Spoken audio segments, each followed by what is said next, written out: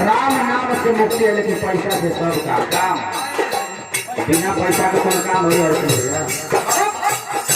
बताओ। पहले तो पुरानिया बिहार में कि पैसा रहे पास में दुलार करे माई, अब बापू बाबू के बाजार भर जाई जरूरत बढ़िया कहते गुड़वा ढोल में लुगाई तो कौन से देखा है पैसा का व्यवहार।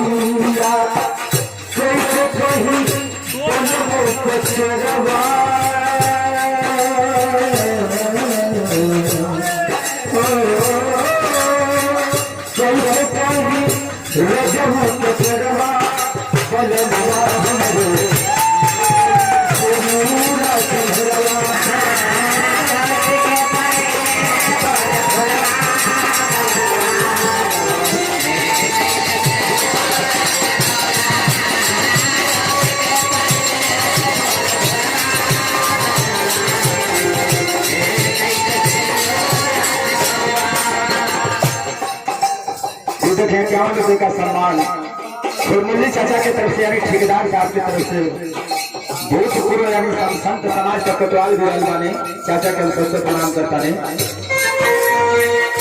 बाबूजी माई पर तो बहुत कुछ लिखल गई, लेकिन बाबूजी को सिपता से बाबूजी को बिना लिखल है कि पिता रोटी है, पिता कपड़ा है, पिता मकान है। पिता रोटी है, पिता कपड़ा है, पिता मकान है। पिता एक नन्हे से परिंदे का बहुत सा बड़ा आसमान है। पिता है तो सभी सपने अपने हैं, पिता है तो सभी बाजार के खिलौने अपने हैं। पिता है तो हर प्रतिपल राग है, पिता से ही माँ की चोरी विधि और सुहाग है।